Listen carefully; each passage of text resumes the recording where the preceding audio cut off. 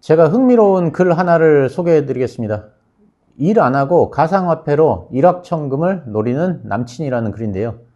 내용이 뭐냐면 연애한 지 6개월 만에 결혼 약속을 했는데 이 남자가 알지도 못하는 자료를 찾아보고 공부를 하더니 비트코인에 5천만 원을 투자했다는 것입니다. 그러면서 10년 후면 비트코인이 한 개에 5천만 원이 될 것이라는 헛소리를 하는데 이런 허황된 남자를 믿고 결혼을 해야 하나 말아야 하나 이걸 고민하는 여자분의 사연이었습니다. 이 글이 그 당시 네이트판에 올라왔었다고 합니다. 근데 이 분이 글을 쓴 시기가 2011년입니다. 그 당시 비트코인 한 개에 500원이었으니까 5천만 원이면 10만 개를 산 것입니다.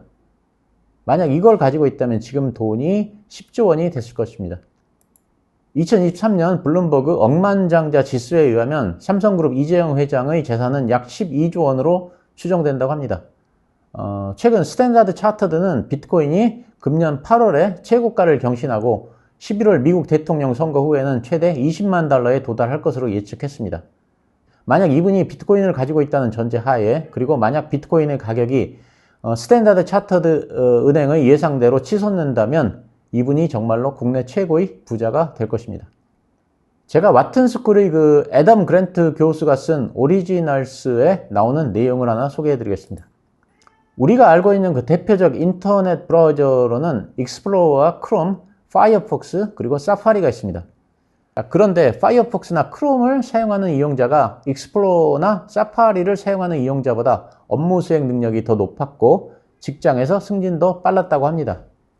이 글을 읽고 저는 호기심이 생겼습니다.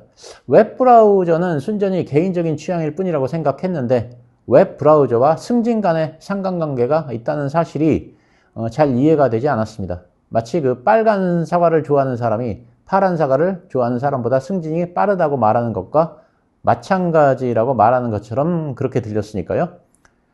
하지만 파이어폭스나 크롬을 사용하는 직원들의 판매 실적이 훨씬 높았고 고객 만족도도 높았다고 합니다. 그리고 익스플로러나 사파리를 이용하는 직원들이 입사한 후에 120일 후에야 달성한 업무 수행 능력을 파이어폭스나 크롬을 사용하는 이들은 단 90일 만에 보여줬다고 합니다. 그렇다고 파이어폭스나 크롬의 사용자들이 컴퓨터 지식이 더 풍부한 것도 아니었고 타자 실력이 더 뛰어난 것도 아니었습니다. 그렇다면 무엇이 이 두 집단의 차이를 만들었을까요? 그 이유를 알고 나서 저는 무릎을 탁 치면서 고개를 끄덕일 수밖에 없었습니다. 노트북을 사면 익스플로러나 사파리가 디폴트로 깔려 있습니다. 삼성이나 LG 노트북을 사면 익스플로러가 깔려 있고 애플 노트북을 사면 사파리가 깔려 있습니다. 그러니까 익스플로러나 사파리 사용자들은 노트북에 내장된 브라우저를 아무 생각 없이 그냥 사용합니다. 반면에 파이어폭스나 크롬의 사용자들은 본인들이 호기심을 가지고 다른 브라우저에 대해서도 스스로 찾아보고 직접 다운로드 받는 수고를 한 사람들입니다. 어떤 현상에 대해서 의문을 품고 스스로 알아보는 것, 이것이 두 집단의 차이를 만들었다는 것입니다. 물론 지금은 유튜브라든가 구글 때문에 크롬을 다운받는 사람이 많아졌지만 이 책이 나왔을 당시만 해도 크롬은 순전히 호기심을 가지고 다운을 받아야만 했던 때입니다. 어떤 현상에 대해 호기심을 가지고 알아보는 것, 저는 이것이 아주 중요하다고 생각합니다. 2017년에 우리나라에 비트코인 광풍이 불었습니다. 그렇기 때문에 비트코인에 대해서는 모두들 한 번쯤은 들어봤습니다. 여기서 두 가지 부류의 투자자로 나뉩니다. 비트코인에 대해서 호기심을 가지고 공부를 한 그룹과 그렇지 않은 그룹입니다. 자, 그로부터 7년이 지난 지금 두 그룹 간의 투자 성과는 하늘과 땅 차이로 벌어졌습니다. 2017년 7월 당시 비트코인은 대략 300만 원이었습니다. 7년이 지난 지금은 비트코인이 9천만 원입니다. 7년 사이에 대략 30배나 가격이 뛰었습니다. 비트코인에 대해서 열심히 공부를 했지만 비트코인은 아니다 싶어서 관심을 갖지 않으신 분들의 의견은 당연히 존중합니다. 각자마다 생각은 다 다르기 때문입니다. 그렇지만 비트코인에 부정적이었던 분들은 비트코인에 대해서 제대로 공부도 해보지 않고 그냥 비트코인은 도박이다 이렇게 선입견을 가지고 계신 분들이 대부분입니다. 제가 보기에 이런 생각을 하게 된 이유는 아마도 유튜브에 경제나 주식 관련 전문가라고 출연하신 분들의 영향이 아닌가 싶습니다. 2, 3년 전만 해도 경제나 주식 전문가들은 대부분 비트코인을 부정적으로 얘기했기 때문입니다. 그런데 실상은 이런 경제 전문가라는 분들도 비트코인에 대해 공부를 많이 하지 않으신 분들입니다.